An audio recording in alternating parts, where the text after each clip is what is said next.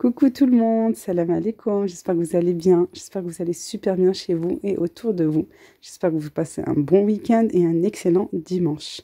Allahumma salli wa sallim wa barik ala Sayyidina Muhammad wa ala alihi wa sahbihi ajma'in. Aujourd'hui dans cette vidéo, je vous montre comment cuisiner, comment bien mariner, quel ingrédient mettre pour avoir une excellente viande. Vraiment une très bonne viande, une grosse pièce de viande même. Voilà, que ça soit pour un dîner entre amis, entre familles, voilà.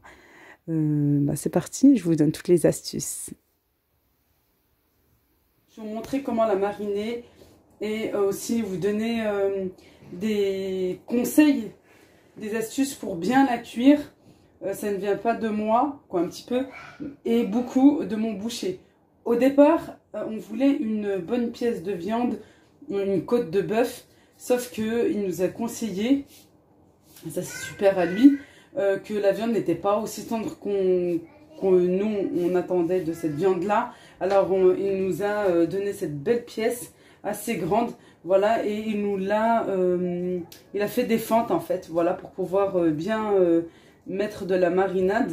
Voilà, il a coupé comme ceci un petit peu de partout. Mais c'est exactement les mêmes ingrédients et exactement la même chose qu'il faut pour une côte de bœuf. Voilà, et puis vous pouvez vous-même rajouter des ingrédients, des épices que vous aimez. Je prends un petit bol, un saladier. Je vais commencer par mettre les épices. Tout simple hein, pour nous. C'est pour ça que je vous ai dit que vous pouvez rajouter des épices, du sel, du poivre. Vraiment, moi, le basique, hein. Et bien entendu du cumin, mon épice favorite. Voilà, vous pouvez rajouter un petit peu de paprika, un petit peu de piment. Je pense que c'est ce que je vais faire d'ailleurs. Je vais rajouter un peu de paprika. Voilà, et une épice pour la digestion, vraiment pour nous aider à la digestion. Ça se trouve juste ici, j'arrive. C'est un petit peu de persil. Oui, vous allez me dire persil, non, il n'est pas comme ça, il est comme ça. Non, en fait, non, c'est même pas du persil, c'est de la coriandre. C'est de la coriandre séchée, des petites billes, des petites graines plutôt, les graines. Voilà, qu'on vient bien moudre. Moi, ça vient tout droit du Maroc. Je vais en mettre un petit peu. C'est très bien pour la digestion. Ensuite, je vais rajouter mon persil et ma coriandre hachée. Des gousses d'ail. Alors si vous n'aimez pas l'ail prononcé comme ça, vous pouvez les laisser entiers et même avec la peau. Moi je vais en rajouter par la suite. Je vais vous montrer comment. Voilà, je presse mon ail et sinon vous pouvez rajouter des gousses d'ail comme ceci. Plutôt des grosses gousses d'ail qu'on va venir aplatir au couteau. Voilà. Et qu'on mettra tout à l'heure dans notre plat. Voilà, quand ça ira au four. Et comme ça, ça va vous donner, bien sûr, un bon goût, mais pas trop prononcé, comme de l'ail pressé. Et puis au moment de servir, vous pourrez les enlever. Voilà, c'était juste pour vous montrer. On va bien, voilà, les écraser, c'est mieux. Pour que ça diffuse vraiment un petit peu plus. Allez, comme ceci, vous avez vu. Ou bien comme j'ai fait ici. Moi, je vais mettre même les deux. Voilà, on va les laisser après. Hop là. Ça, j'avais perdu un petit peu. Et je vais rajouter un petit peu d'huile. Et ensuite, je vais venir bien mélanger.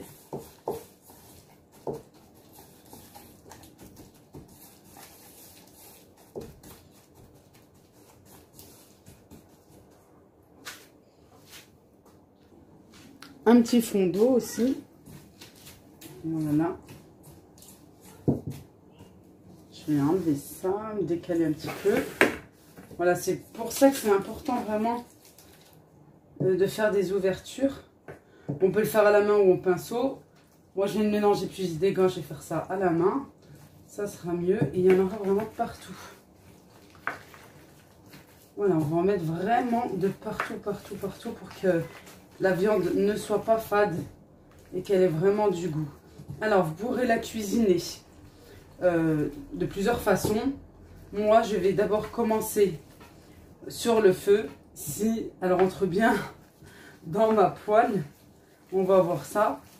Pour la dorer, d'abord, je veux qu'elle soit bien dorée des deux côtés, à feu très vif. Ça veut dire qu'à l'intérieur, elle ne sera vraiment pas cuite. Et je vais finir la cuisson au four, justement, pour finir la cuisson. Ensuite, vous pouvez la faire cuire au barbecue, bien sûr. Voilà, il fait encore beau. Allez, allez, on y va, au barbecue. Sinon, directement au four. Alors, moi, je vous conseille d'abord, c'est pas moi qui vous conseille ça, c'est mon boucher, d'allumer votre four et de le mettre vraiment au max du max, qu'il soit bien, bien chaud. Voilà, et au moment que vous allez enfourner votre pièce de viande, baissez la température, voilà, et de la laisser cuire pendant 2-3 heures, vraiment à 140-150 degrés. Et au moment où elle est cuite, qu'elle est prête, voilà, vous allez rajouter de la température pour bien la faire dorer. Voilà. Alors, de quelle façon au four? Vous allez prendre votre plaque, vous allez mettre du papier aluminium. Par-dessus le papier aluminium, vous allez mettre du papier sulfurisé. Vous allez poser votre viande et vous allez recouvrir encore une fois de papier sulfurisé pour refermer encore une fois, mais cette fois-ci avec du papier, papier aluminium.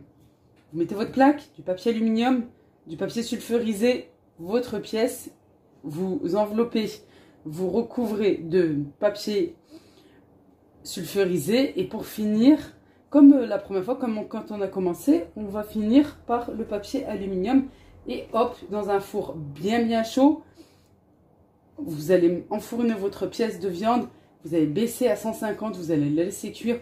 Au moment où c'est prêt, vous allez enlever ce que vous avez mis, le papier aluminium et le papier sulfurisé pour bien la faire dorer, la faire griller des deux côtés. Et vous allez voir, vous allez m'en dire des nouvelles. Vraiment, ça sera excellent. Pour que ça soit encore meilleur, vous pouvez bien sûr la mariner le soir pour le lendemain ou comme moi ici, là le matin pour ce soir. Voilà, ça sera pour le dîner de ce soir, Inch'Allah. Voilà tout. Là, je vais la couvrir, je vais la mettre au frigo. Voilà, et puis on se retrouvera tout à l'heure pour la cuisson. Comme je vous ai expliqué, vous pouvez d'abord sur une poêle la faire griller et ensuite enfourner directement au four comme je vous ai expliqué ou carrément sur le barbecue. Voilà. Après l'avoir laissé reposer quelques temps, je vais venir tout d'abord mettre du beurre à fondre et j'ai déposé également les gousses d'ail que j'avais pressées à la main à l'aide du couteau et je dépose ma grosse pièce de viande. Je la mets à feu vif, vraiment à feu très très vif et je reste à proximité. Voilà, je la laisse un petit temps, le temps qu'elle va bien griller sur le dessous et ensuite je vais venir la retourner. Voilà, là, je regarde si c'est bon ou pas. Voilà, elle a bien doré. Je vais faire de même sur l'autre côté. Voilà, recto verso. J'ai retourné également les gousses d'ail.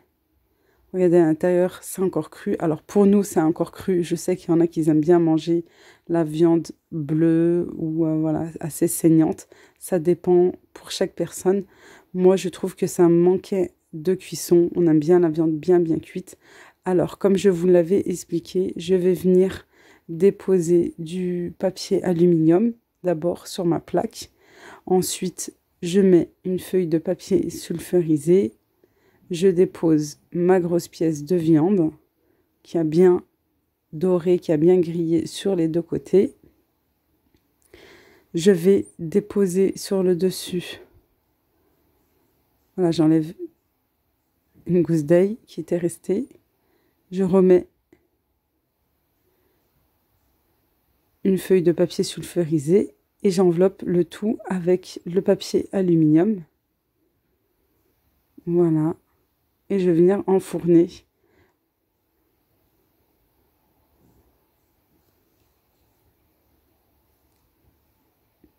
Voilà, et puis on va laisser bien cuire la viande. Voilà, la viande, en tout cas pour nous, là, elle est vraiment parfaite. Ça dépend, voilà, le temps de cuisson, c'est vraiment en fonction de vous, hein, comment vous aimez, vous, votre viande. Là, elle se détache parfaitement, elle est vraiment très, très bonne, elle était vraiment excellente, vraiment excellente. Voilà, on l'a accompagnée de pommes de terre cuites au four aussi. Et voilà, on est passé à table, vraiment, c'était très très bon, accompagné d'une salade aussi, c'était excellent, regardez, ça se détache tout seul, l'os aussi se détache tout seul. Voilà, j'espère que cette recette vous a plu, si c'est le cas, n'oubliez pas de liker la vidéo s'il vous plaît, de commenter, de vous abonner si ce n'est pas encore fait, bien sûr d'activer la cloche pour ne rien rater, à très vite.